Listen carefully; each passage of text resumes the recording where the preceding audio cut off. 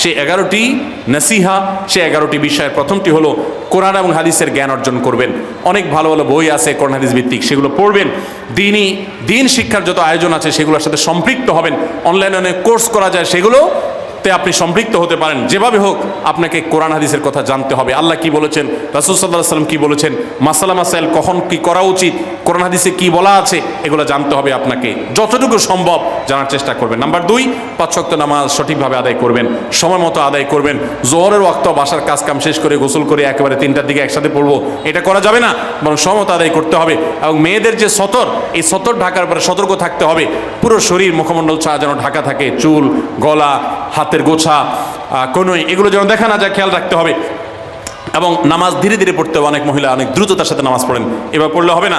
Number 3, রমজানের রোজা ঠিক মতো রাখতে হবে, যথাযথভাবে রাখতে হবে। রোজা রেখে গীবত, শিকায়েত, মিথ্যা, গালমন্দ এগুলো করা যাবে না। নাম্বার 4, স্বামীর আনুগত্য করতে হবে। নিজের কাছে খারাপ লাগলেও একটু সবর করতে হবে, যতক্ষণ পর্যন্ত স্বামী ন্যায়সঙ্গত কথা বলে, অন্যায় কাজ করতে না বলে, গুনাহের কাজ করতে না বলে, ততক্ষণ পর্যন্ত তার কথা মানতে হবে। নিজের খারাপ লাগলেও মানবেন, আপনার জান্নাতের প্রয়োজনে, সুশৃঙ্খলার প্রয়োজনে, পারিবারিক শান্তির প্রয়োজনে। ইনশাআল্লাহ আপনি সুখে থাকবেন দুনিয়া এবং আখিরাত উভয় জগতে। নাম্বার 5, নিজের ইজ্জত সম্ভ্রম হেফাজত করবেন। অনলাইনে অফলাইনে কারোর সাথে হারাম সম্পর্ক করবেন না, কোনো গায়ের মারাম পুরুষ সাথে অযথা যোগাযোগ করবেন না, চ্যাটিং করবেন না, এবং সোশ্যাল মিডিয়াতে হারাম জিনিস দেখা থেকে নিজের চোখকে হেফাজত করবেন, বাঁচিয়ে রাখবেন। নাম্বার 6, নিজের সন্তানদেরকে দিন শিখাবেন, তাদেরকে কোরআন হাদিস শিখাবেন, উত্তমভাবে লালন পালন করবেন, তাদেরকে নামাজ শিখাবেন, মেয়েদেরকে পর্দা শিখাবেন, তারা যেন চরিত্রে হেফাজত করে সেই শিক্ষা তাদেরকে দিবেন। উপযুক্ত হওয়ার পর ছেলে মেয়েকে বিয়ে দিবেন, কোনোভাবে যেন হারাম সম্পর্কে না জড়ায় সেজন্য সাবধান থাকবেন। ভালো ফ্যামিলির সাথে তাদেরকে উঠা বসা করাবেন, ভালো শিক্ষা প্রতিষ্ঠানে দিবেন যেখানে দিলে তার ইমান আমল হেফাজত থাকবে।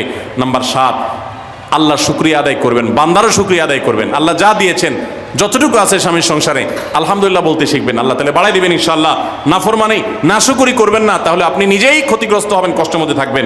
আর শুকরিয়া আদায় করলে আপনার নিজেরই মানসিক প্রশান্তি হবে, আল্লাহর নেয়ামত বাড়িয়ে দিবেন। নাম্বার 8, কোনো প্রকার অভিশাপ গালমন্দ করবেন না, সেটা ছেলে মেয়েকে হোক, সংসারকে হোক, স্বামীকে হোক, কোনো কিছু না, ধৈর্য ধারণ করতে হবে। পুরুষদের জন্য এই কথাগুলো প্রযোজ্য। আর নাম্বার 9, আত্মীয়তার সম্পর্ক রক্ষা করতে হবে, ছিন্ন করা যাবে না। নিজের স্বামীকে তার বাপ, তার বোন, তার মা, তার ভাই, তাদের সাথে সুসম্পর্ক বজায় রাখতে সাহায্য করবেন, বাধা দিবেন না, পারলে আরও সাহায্য করবেন, এতে আপনারই লাভ হবে। আবার স্বামীদেরও উচিত স্ত্রীকে তার পরিবারের সাথে সম্পর্ক বজায় রাখার জন্য সাহায্য করা। মেয়েদের উচিত তাদের মা, তাদের বোন, ভাই, তাদের সাথে আজকাল মোবাইলে যোগাযোগ করা যায়, খোঁজখবর নেবেন, কথাবার্তা বলবেন। স্বামীর সংসারে আসছেন দেখে বাপের সংসার ভুলে যাবেন, সেটাও যেন না হয়, খেয়াল রাখতে হবে। নাম্বার 10, যতটুকু সম্ভব দান সাদাকা করবেন। জান সাদাকা জাহান্নাম থেকে মুক্তির কারণ হয়, সেটার জন্য সাধ্য অনুযায়ী করবেন। পুরুষরা তাদের জন্য এক্ষেত্রে হেল্প করবেন, যাতে তাদের মোহর ইত্যাদি দেওয়া, মাসে হাত খরচ কিছু দেওয়া, যাতে তারা সাদাকা করতে পারে সেই সুযোগ।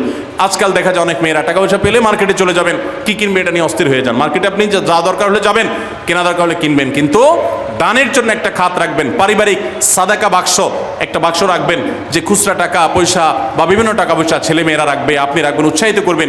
এটা দিয়ে একটা গরিব ফ্যামিলি মুখে হাসি ফোটাবেন, একটা ভালো কাজ করবেন, পারিবারিকভাবে এরকম দানের ব্যবস্থা করবেন। বোনেরা, সর্বশেষ হলো সময় নষ্ট করবেন না সোশ্যাল মিডিয়াতে। আল্লাহর ওয়াস্তে এটা থেকে নিজেকে বাঁচাবার জন্য সংগ্রাম করেন। যারা এখনো এই রোগ থেকে বাঁচতে পারেন নাই, আল্লাহর কসম করে বলছি, দুনিয়ার জীবনটাই ধ্বংস হবে, অসুখী থাকবেন, অশান্তিতে থাকবেন, আখিরাতের ধ্বংস তো আছেই।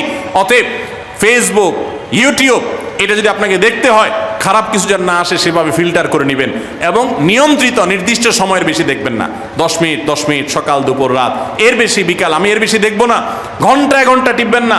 অনেক মহিলা আছে স্বামীকে সময় দেওয়ার সুযোগ নাই, সন্তানের দিকে তাকাবার সুযোগ নাই, উনি টেলিভিশন এবং মোবাইলে আসক্ত, এবং এটা আমাদের সমাজকে ধ্বংস করে দিচ্ছে। নিজের ক্ষতি নিজে করছেন, নিজের পায়ে কুঠারাঘাত করছেন।